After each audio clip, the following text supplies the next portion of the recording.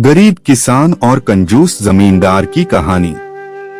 एक गांव में एक अमीर जमींदार रहता था। उसे अपने पैसों पर बड़ा घमंड था।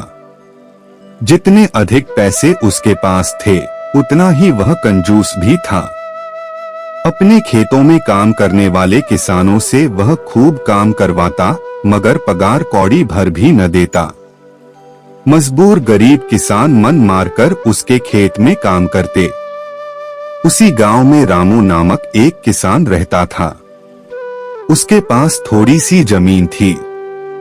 उसी में खेती बाड़ी कर वह अपना और अपने परिवार का गुजारा चलाता था। रामू बड़ा मेहनती था। वह दिन भर अपने खेत में काम करता और अपनी मेहनत के दम पर इतनी फसल प्राप्त कर लेता कि अपने परिवार के लिए 2 वक्त की रोटी जुटा सके। गांव के बाकी किसानों के पास रामू के मुकाबले अधिक जमीनें थीं।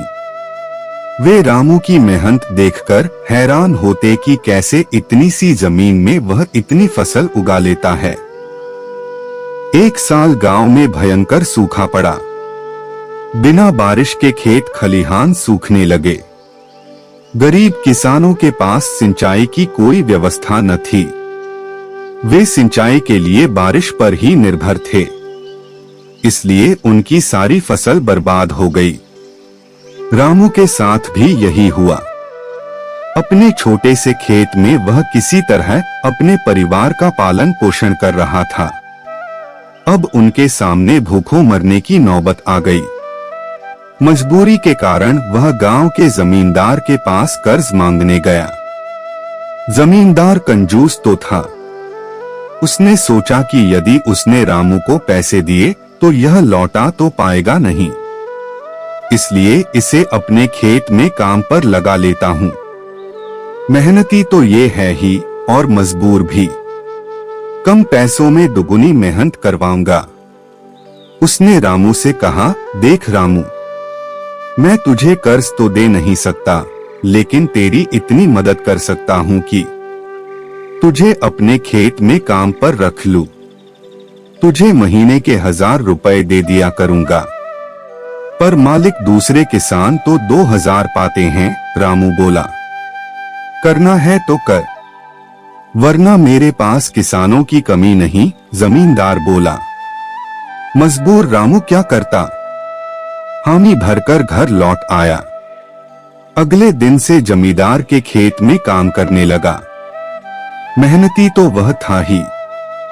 वह खूब मेहनत और लगन से काम करता। उसने 4 महीने का काम 2 महीने में ही कर दिया। यह देख जमींदार बहुत खुश हुआ, लेकिन इसके मन में मक्कारी जाग उठी। उसने सोचा कि 4 महीने का काम तो इसने 2 ही महीने में कर दिया। क्यों न इसे निकाल दूं? इससे मेरे 2 महीने के पैसे बच जाएंगे। उसने रामू को बुलाया और उसके 2 महीने के पैसे देकर कहा, रामू यह ले तेरे पैसे, कल से मत आना, अब मुझे तेरी जरूरत नहीं। ये सुनकर रामू परेशान हो गया। बड़ी मुश्किल से उसका घर चल रहा था। अब अपने परिवार का भरण पोषण कैसे करेगा?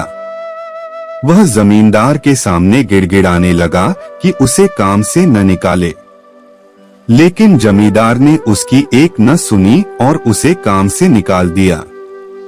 रामू आंखों में आंसू लेकर घर लौटा। चिंता से रात भर उसे नींद नहीं आई। सुबह उठकर उसने फैसला किया कि वह फिर से जमींदार के पास जाएगा और उससे विनती करेगा कि उसे वापस काम पर रख ले।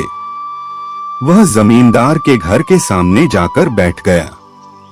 सुबह उठकर जाट जमींदार अपने घर से बाहर निकला तो रामू को घर के सामने बैठा हुआ देखा। उसने रामू से पूछा, क्या हुआ रामू, क्यों आया है? रामू जमींदार की पैरों पर गिर पड़ा और गिड़गिड़ाते हुए बोला, मुझ पर दया कीजिए मालिक, मुझे काम पर रख लीजिए, मेरा परिवार भूखा मर जाएगा। जमींदार ने उसकी एक न सुनी और उसे धक्के मार के वहां से निकाल दिया।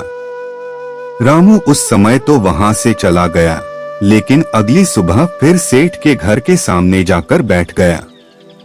जमींदार ने उसे फिर बुरा भला कहकर भगा दिया। अब से रोज यही क्रम चलने लगा।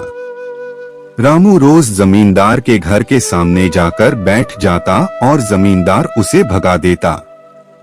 पूरे गांव में इस बात की चर्चा होने लगी। सब जमींदार को भला बुरा कहने लगे। तंग आकर जमींदार ने सोचा कि क्यों ना कुछ दिन परिवार सहित दूसरे गांव चला जाऊं।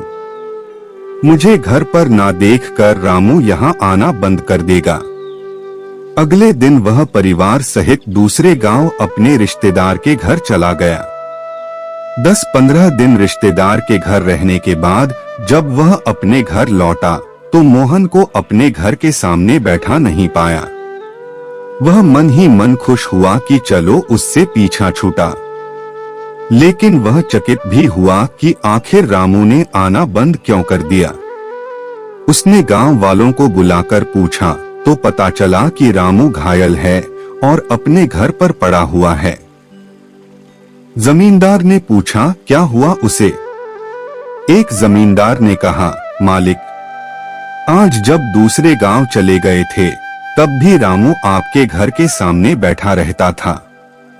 एक दिन आपका खाली घर देखकर कुछ चोर चोरी करने के इरादे से आपके घर में घुसे, लेकिन वे रामू की नजर में आ गए। रामू अपनी जान की परवाह न कर उनसे उलझ गया और उन्हें भगा दिया।